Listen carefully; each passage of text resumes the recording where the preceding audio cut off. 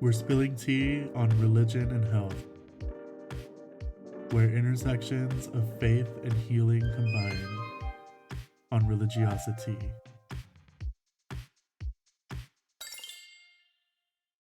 As this podcast discusses religious beliefs, religious experiences, personal testimonies, and mental and physical health, some of the content may be uncomfortable or triggering for some listeners.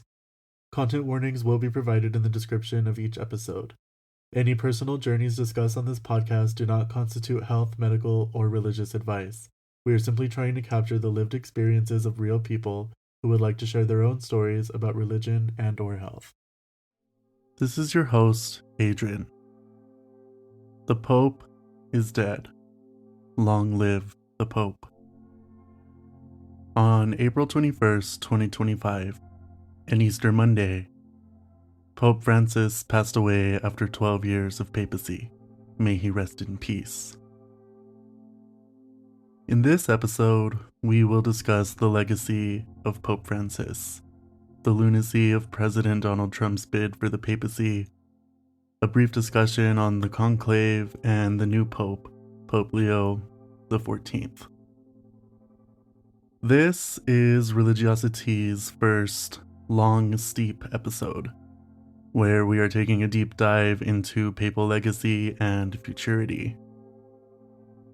We are going to get a full-bodied steep of the papal tea and Americana attachments to the papal throne. And because this is Religiosity, there will be a little bit of drama, a little bit of speculation, and a deep discussion on what the papacy has meant and might mean for public health. Pope Francis became Pope on March 13th, 2013. Pope Francis was a Jesuit, part of an order of Catholic monastics who believe in living among the people and being with the people. As such, he opted to live a little less decadently as Pope, living in a Vatican guest house and traveling with the cardinals by bus instead of in the papal car in his early papacy. Pope Francis was many firsts as Pope. The first Jesuit, the first Latin American hailing from Argentina, the first person from the Southern Hemisphere, and the first person raised outside of Europe in over 10 centuries to become the Pope.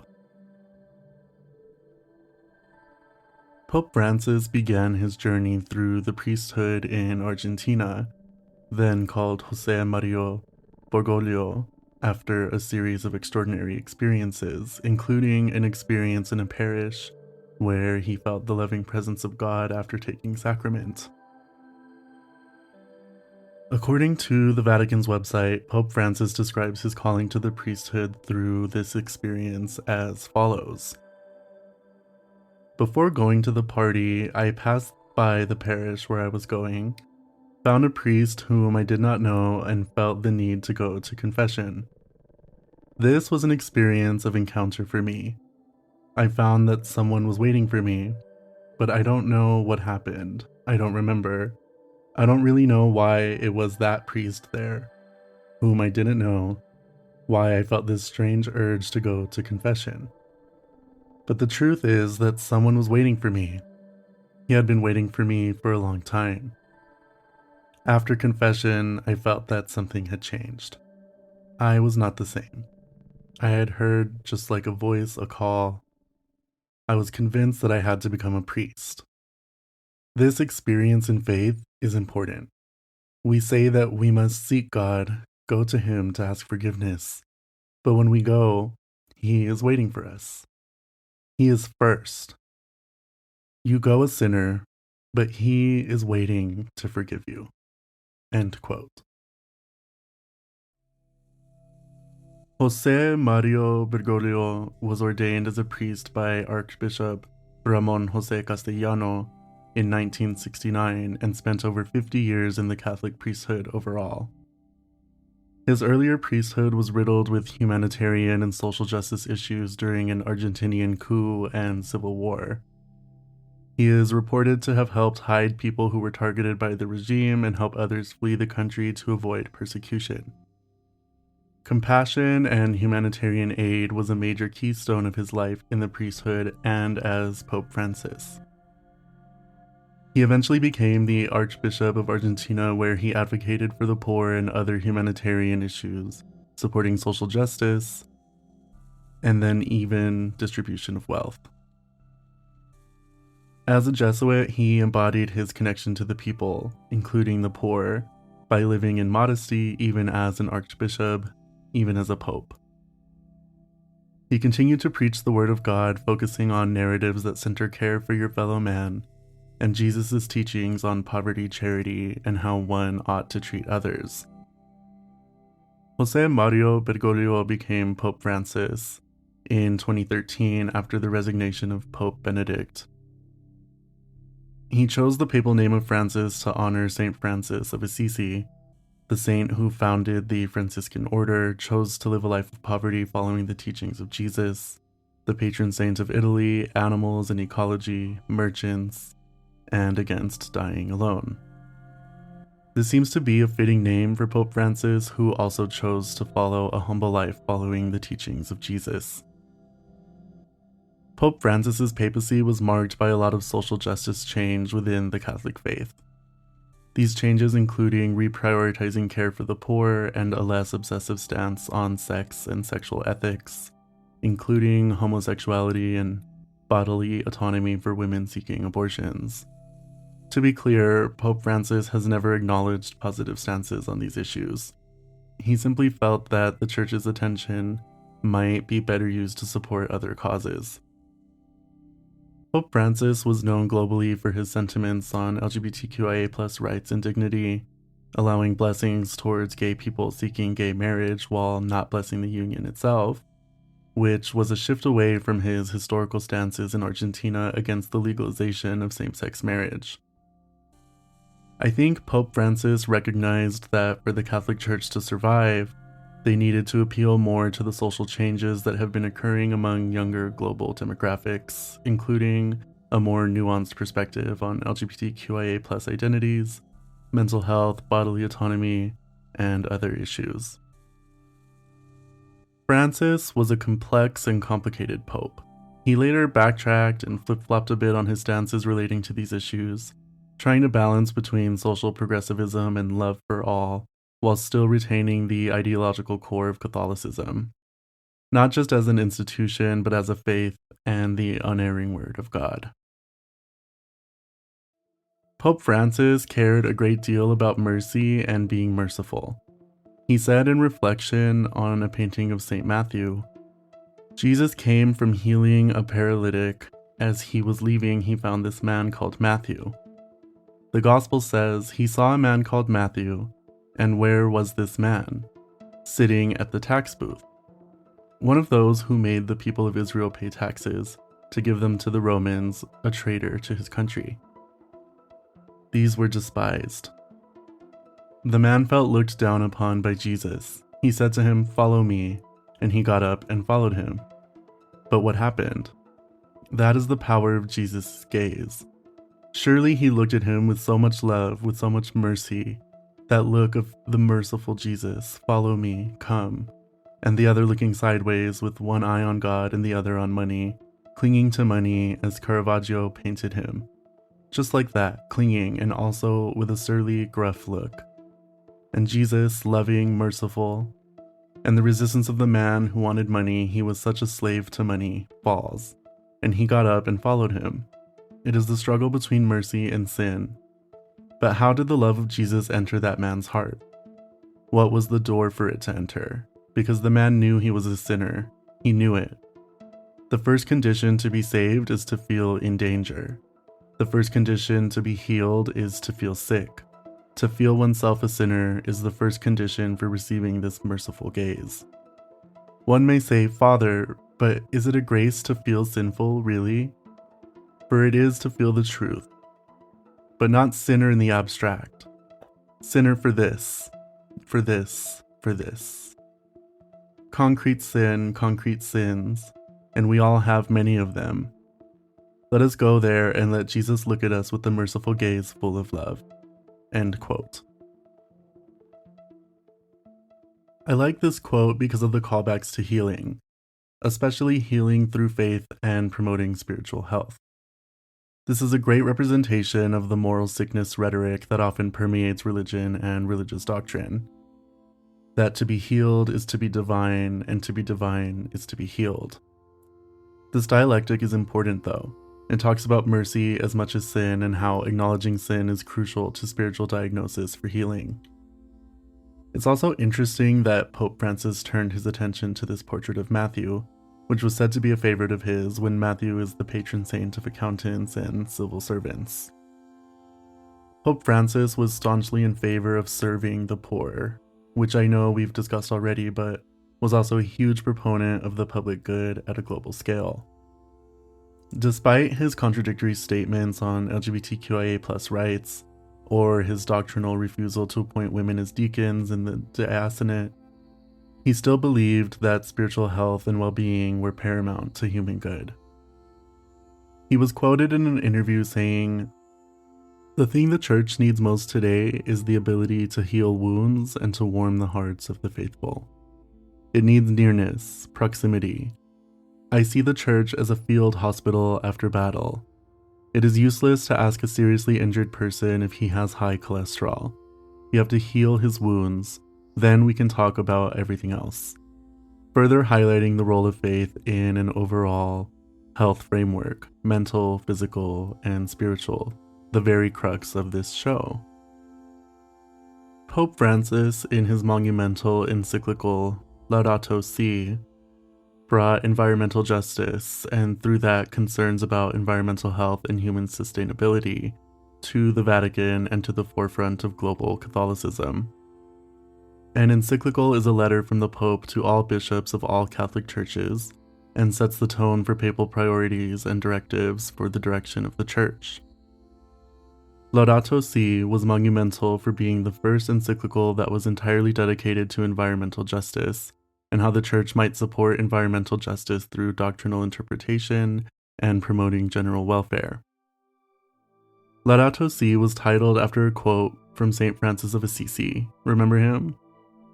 This title tracks with the care expressed throughout the encyclical for the entire global community and the harms that human consumerism and human-caused environmental degradation have had on the world. The subtitle of Laudato Si, On Care for Our Common Home, further highlights the importance of environmentalism in a global context with all living beings, because the earth is a home to us all. Pope Francis began this foundational work with a commentary on health which reads, "Some forms of pollution are part of people's daily experience. Exposure to atmospheric pollutants produces a broad spectrum of health hazards, especially for the poor, and causes millions of premature deaths. People take sick, for example, from breathing high levels of smoke from fuels used in cooking or heating. There is also pollution that affects everyone, caused by transport, industrial fumes, substances which contribute to the acidification of soil and water, fertilizers, insecticides, fungicides, herbicides, and agrotoxins in general. Technology, which linked to business interests, is presented as the only way of solving these problems. In fact, proves incapable of seeing the mysterious network of relations between things, and so sometimes solves one problem only to create others." End quote. This is important because it directly identifies the structural determinants of health, or the parts of the built environment and social systems that impact health. These structural determinants impact people at different levels of severity. As the Pope rightly pointed out, the poor are impacted the most and have the least resources to manage the impacts of pollution and other health hazards. He was also astute in recognizing that sometimes the solutions proposed for reducing or eliminating toxic waste and other pollution often generate their own problems. Pope Francis later wrote in this encyclical about the issues of resource scarcity, particularly water, and the role water plays in sustaining life and critically important access to health and healthcare. He says, "Fresh drinking water is an issue of primary importance since it is indispensable for human life and for supporting terrestrial and aquatic ecosystems. Sources of fresh water are necessary for healthcare, agriculture, and industry. Water supplies used to be relatively constant, but now in many places demand exceeds the sustainable supply. with dramatic consequences in the short and long term.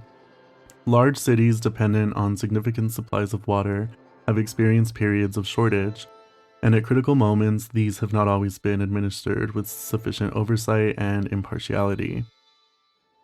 Water poverty especially affects Africa, where large sectors of the population have no access to safe drinking water or experience droughts which impede agricultural production. Some countries have areas rich in water while others endure drastic scarcity." End quote. He then goes on to discuss the role of toxified water in creating a variety of negative health impacts on those who do not have access to clean water. Let me read 2 more excerpts from Laudato Si. "Instead of resolving the problems of the poor and thinking of how the world can be different, some can only propose a reduction in the birth rate. At times, developing countries face forms of international pressure which make economic assistance contingent on certain policies of reproductive health. Yet, while it is true that an unequal distribution of the population and of available resources creates obstacles to development and a sustainable use of the environment, it must nonetheless be recognized that demographic growth is fully compatible with an integral and shared development. To blame population growth instead of extreme and selective consumerism on the part of some is one way of refusing to face the issues.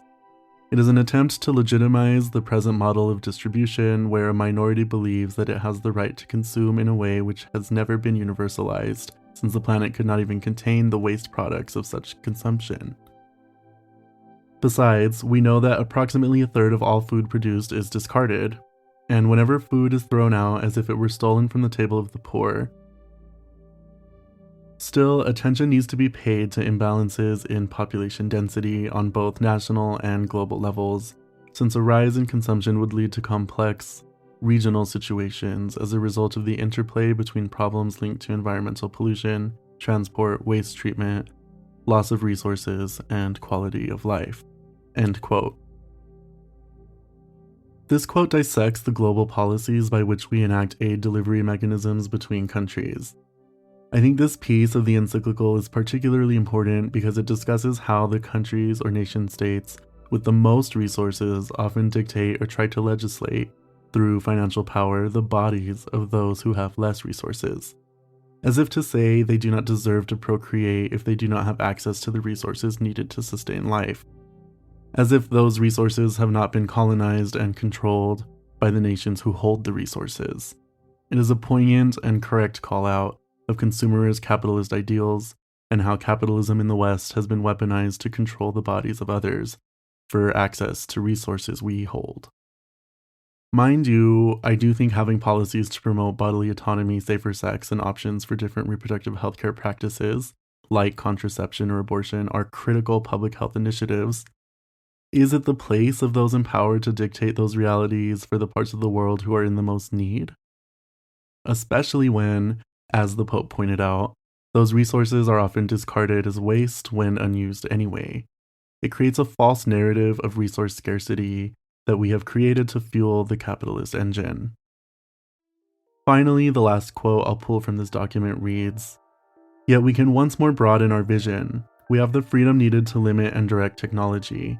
We can put it at the service of another type of progress, one which is healthier, more human, more social, more integral." Liberation from the dominant technocratic paradigm does in fact happen sometimes. For example, when cooperatives of small producers adopt less polluting means of production and opt for a non-consumerist model of life, recreation, and community. Or when technology is directed primarily to resolving people's concrete problems, truly helping them live with more dignity and less suffering. Or indeed when the desire to create and contemplate beauty manages to overcome reductionism through a kind of salvation which occurs in beauty and in those who behold it. An authentic humanity calling for a new synthesis seems to dwell in the midst of our technological culture almost unnoticed, like a mist seeping gently beneath a closed door. Will the promise last in spite of everything, with all that is authentic rising up in stubborn resistance? End quote.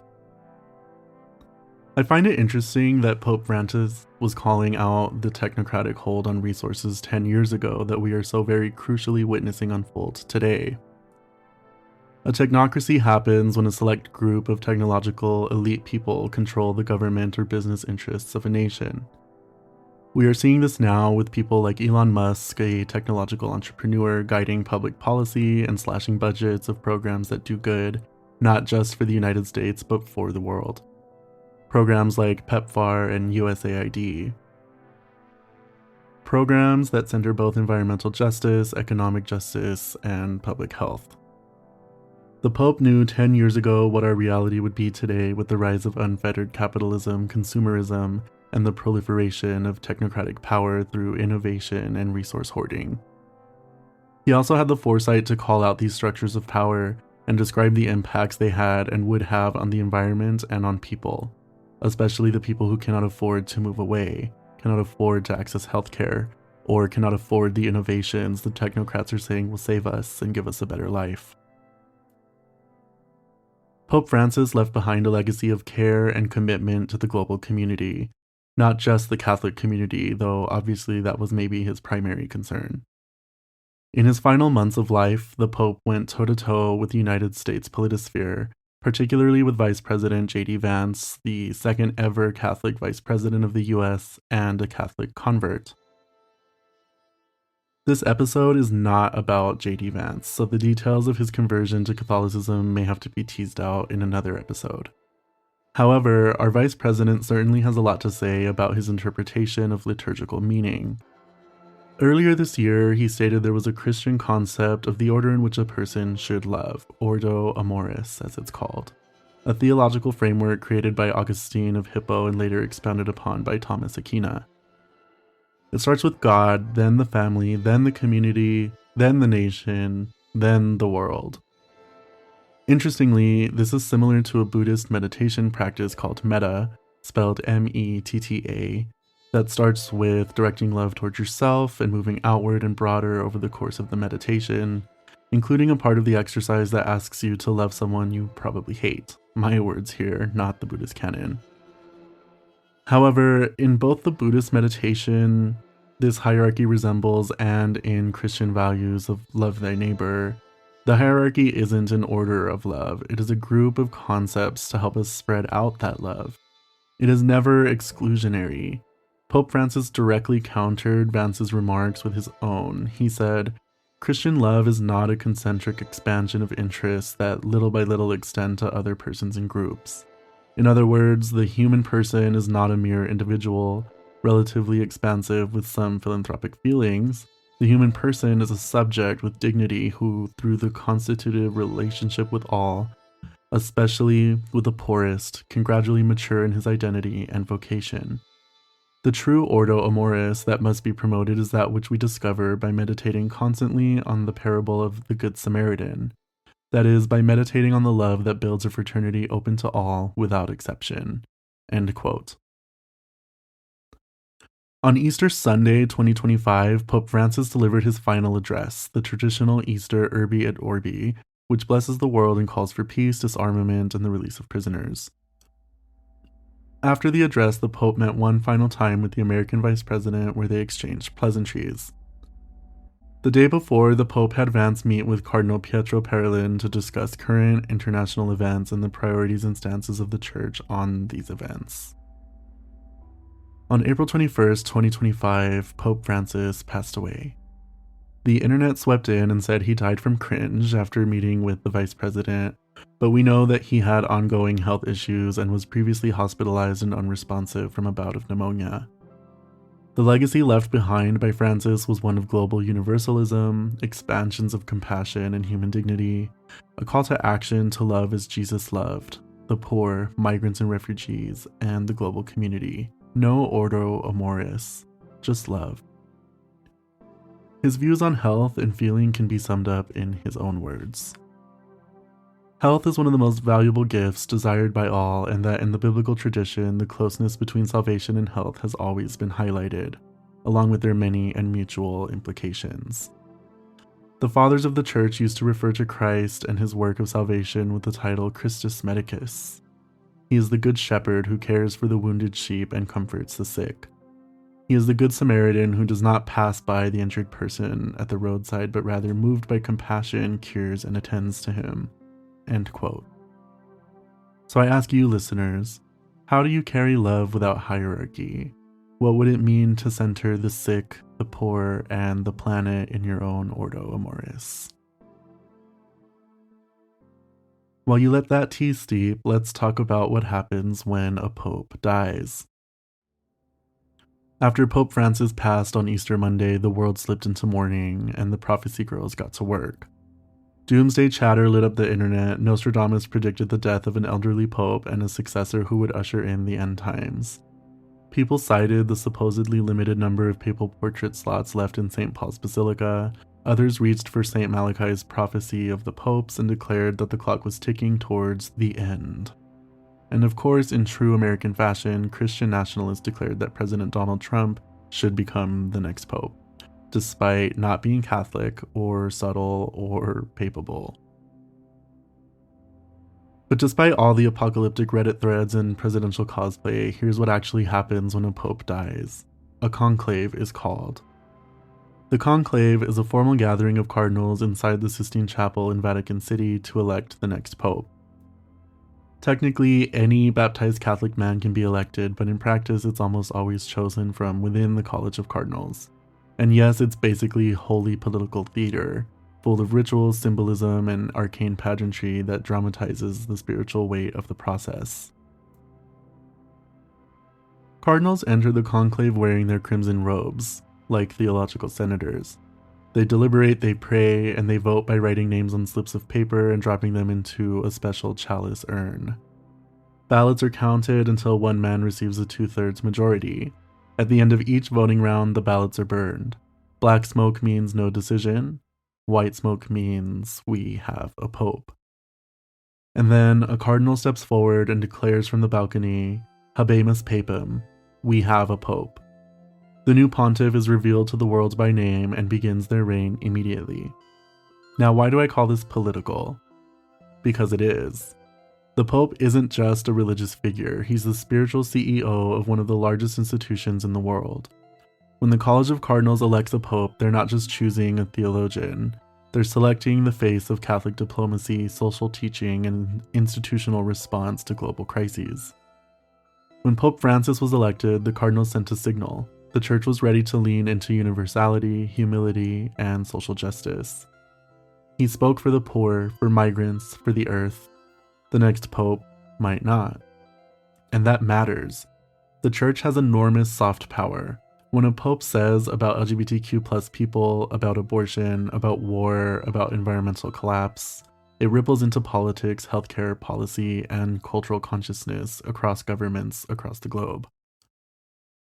The conclave may be cloaked in incense and Latin prayers, but its consequences are felt in refugee camps, clinics, classrooms, and voting booths around the world.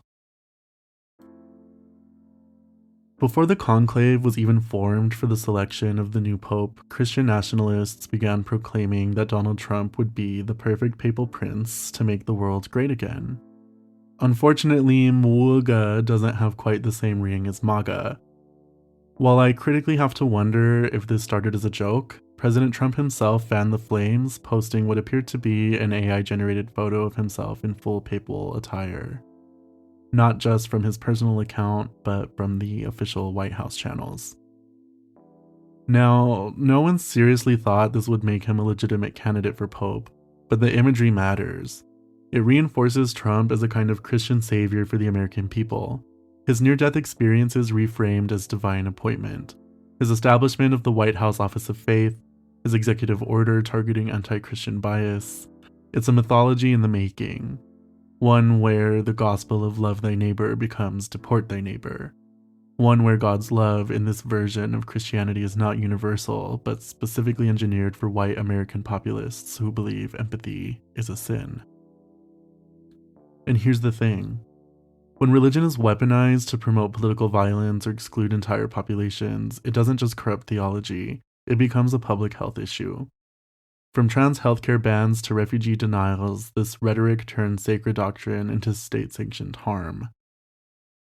Let's talk more directly about the conflation of Trump with Christ. This isn't just media spectacle, it's a form of modern political theology. Imagining Trump as Pope, even satirically, feeds the narrative that the United States is uniquely favored by God.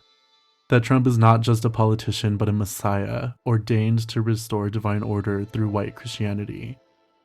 This thinking blurs the line between a very old human man with a history of lawsuits and the embodiment of sacred moral authority.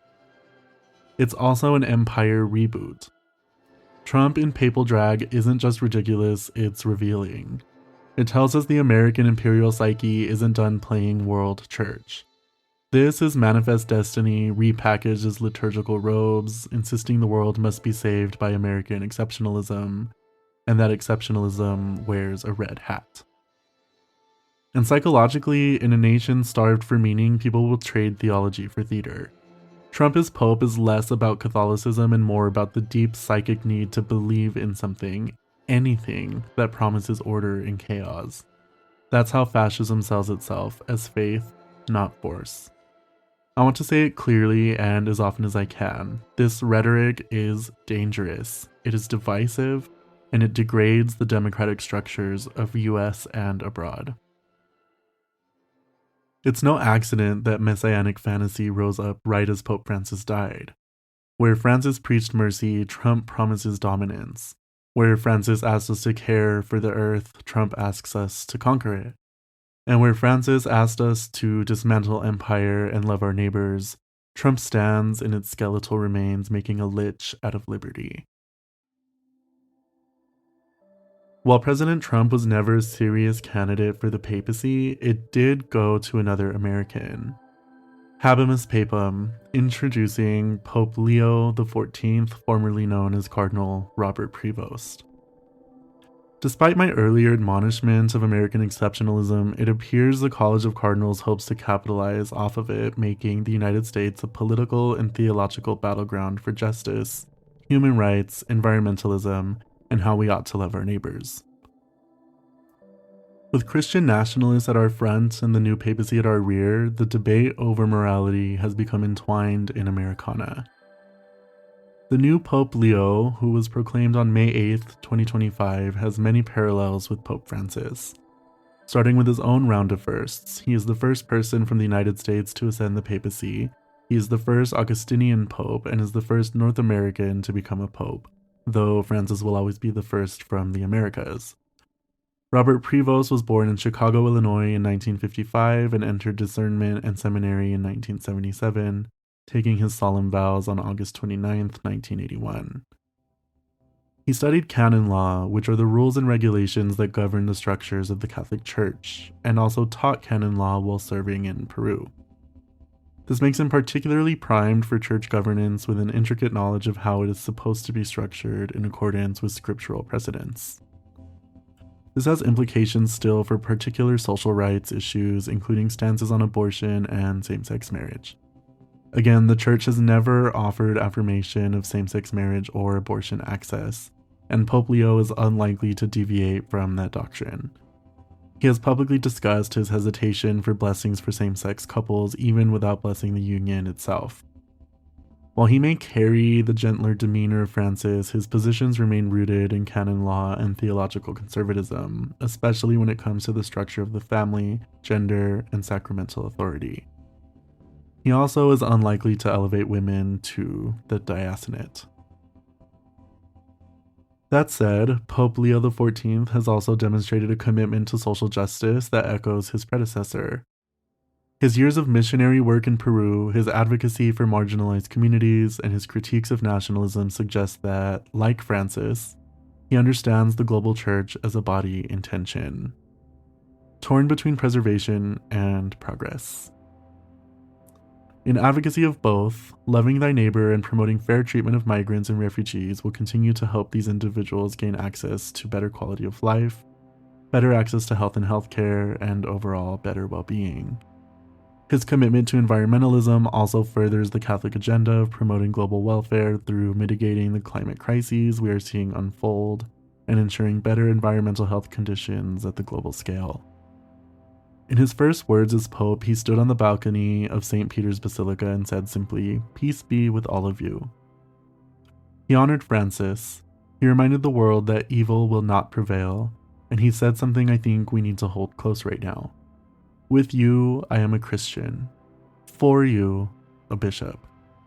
This language highlights his commitment to empathy and being a part of the people while also serving them. He's a Christian with other Christians. He's a bishop for Catholics, not a bishop over Catholics. The sense of humility is refreshing. We don't know yet what kind of legacy Leo XIV will lead, but I do know this. The election of an American Pope in 2025 is not just symbolic, it is strategic. And it means the conversation around justice, mercy, and what it means to be moral will continue to run through this country's bruised, blessed, and battle-worn soul. So while the tea is still brewing on what Pope Leo's legacy will be, we have to consider what the church is now, or what it will become. The Catholic Church will remain an institution with great power and influence on the global stage for some time to come. They will still need to solve their clergy decline problem, and they'll still need to wrestle with the changing socio-political views of upcoming generations across the globe. They will still continue to provide ecclesiastical, social, and even health services through their initiatives and Catholic-originated hospitals and faith-based community programs. They'll still provide food for the poor and bring new members into the fold. The biggest questions remain on the Catholic stances on sex, marriage, and relationships, and on support for migrants, refugees, and the poor. Will they continue to contribute to rhetoric that denies love to gay Catholics who also hold their faith? Will their stance on divorce change anytime soon? Will they continue to acknowledge that the health rights and family planning decisions made by different people with different reproductive wants and needs as sinful and anti-Catholic? Will they continue to advocate for more resources to the poor across the globe? Will they continue to advocate for the displaced who had to flee their homes for reasons so many of us could never understand? Will they continue to proliferate the global call to action to supplant the systems that have kept these people poor, moving, and on the cusp of disaster each and every day?